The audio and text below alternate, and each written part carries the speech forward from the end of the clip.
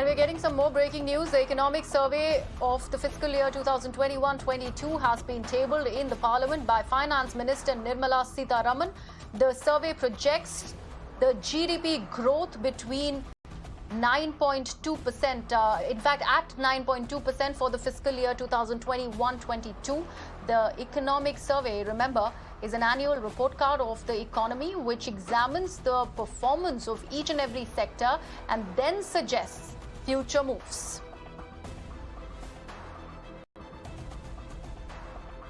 So the economic survey for the fiscal year 2021-22 has been tabled in the Parliament by the Finance Minister Nirmala Sitharaman.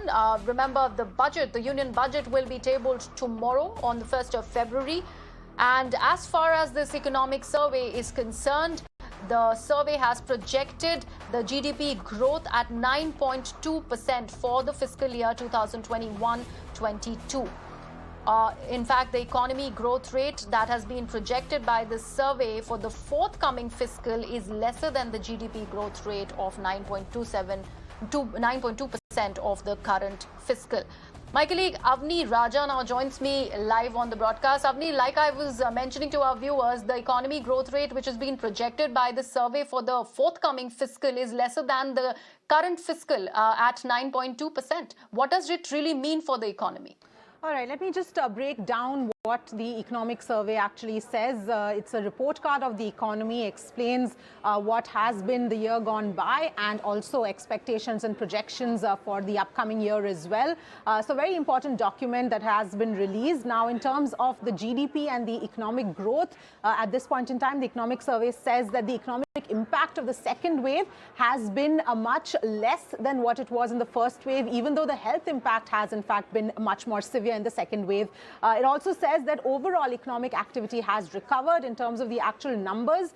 Coming to that, 2022-23, the GDP has been projected at 8 to 8.5%. For the current financial year, it is projected at 9.2%. Among the sectors, the least impacted by the pandemic has been the agriculture sector that the economic survey says, and that is likely to grow by about 3.9% in the current financial year, that's 2021-22. Meanwhile, services sector has been the hardest hit as far as the pandemic is concerned. Again, however, going forward for this year, it is likely to grow at 8.2%. Remember, it saw an 8% odd contraction last year as well.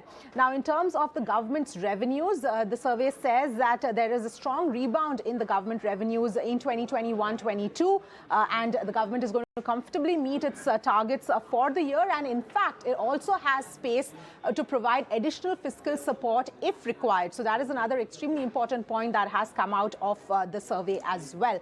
Now, on the vaccination front, interesting point here, because the economic survey says that it's not merely a health response, but it is critical for the opening up of the economy entirely and should be looked at as a macroeconomic indicator. And that is the prism from which vaccination has been approached as well. And finally, on inflation, it says that India needs to be wary of imported inflation, and that most importantly is from the rising global energy prices. So these are some of the important points that have been highlighted so far by the economic survey. We, of course, will be hearing from the new chief economic advisor in a short while from now as well. Back to you. Absolutely. Avni Raja, thank you so much for joining me on the broadcast. I'm also now joined by Yuvika Singhal, an economist on the broadcast. Ms. Singhal, thank you so much for joining me on Mirror Now. Like my colleague Avni Raja was mentioning, all the macro indicators really indicate that the economy is well placed to face all the challenges. This is, of course, helped by the pickups in the farm and the industrial output growth sector as well. But the service sector really is hit due to the pandemic. What is India really looking at as far as this fiscal year is concerned? So as far as the growth estimate that has been projected in the economic survey of 8.5%, we are slightly below this estimate. So our own estimate for next fiscal year stands at around 7.5%. And why we think that it could be slightly lower is because while, as you pointed out, that growth recovery is taking shape, and we have seen a strong V-shaped recovery in FY22, but we need to be mindful of the risks that are on the annual as well.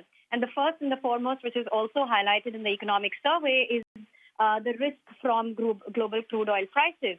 In fact, we are all aware that if Mm-hmm. a 10 barrel increase in global crude oil prices could shave off as much as 20 to 30 basis points from our GDP estimate for the year. So that remains a risk on watch. I think the other thing that we need to be mindful of is what is happening globally from a monetary policy perspective. We have seen BOE, that is the Bank of England, embark on a rate tightening cycle.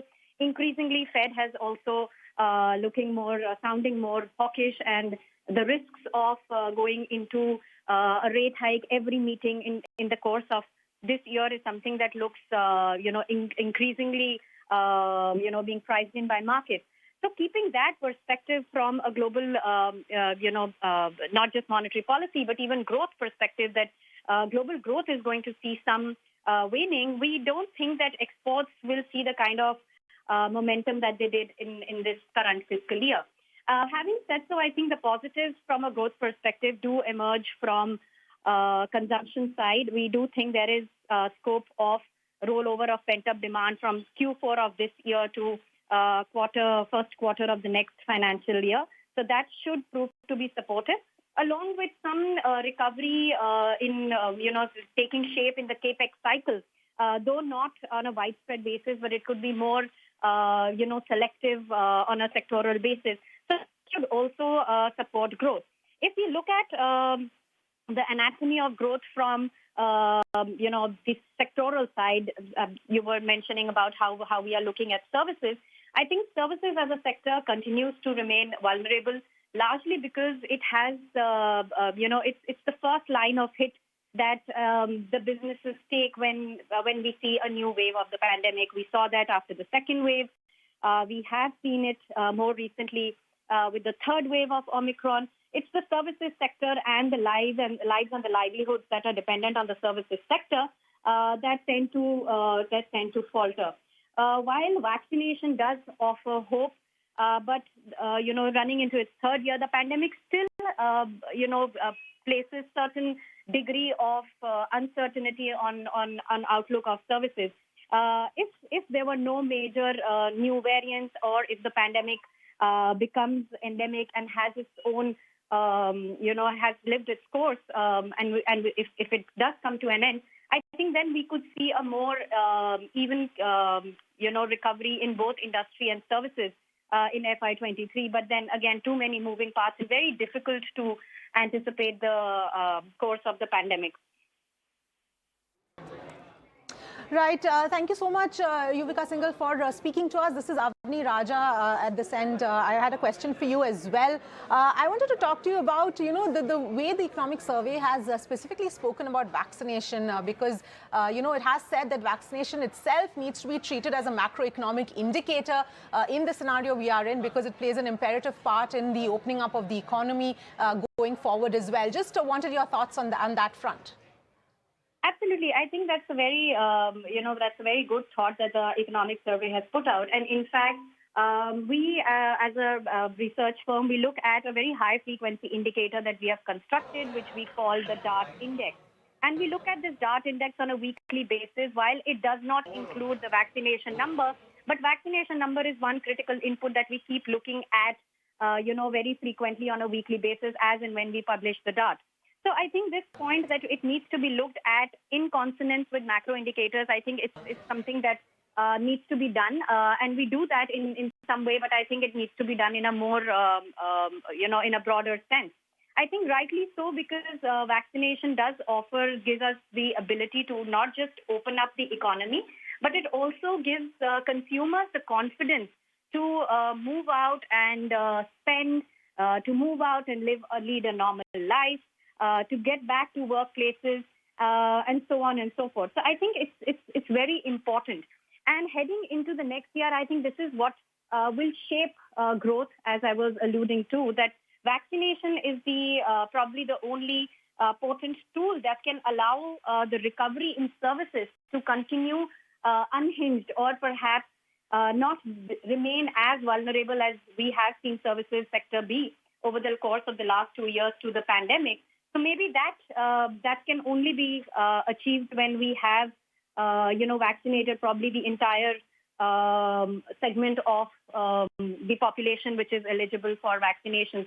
We are talking about booster shots. We have now 15 to 18-year-olds also getting into the vaccination ambit. So I think it's only a matter of time that vaccination does provide that pivot to growth. Hopefully, fingers crossed that we don't see any variant which bypasses, the vaccines. We are just keeping our fingers crossed on that front.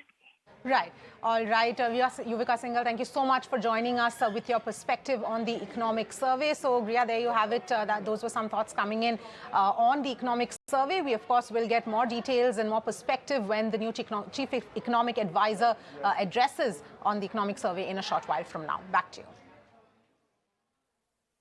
Absolutely. Avni and Yuvika Singhal, thank you so much for joining me on the broadcast. Remember, this is the Economic Survey 2021-22. It has been tabled in the Parliament by the Finance Minister Nirmala Sitharaman, and the survey, in fact, projects the GDP growth at 9.2% for the fiscal year 2021-22.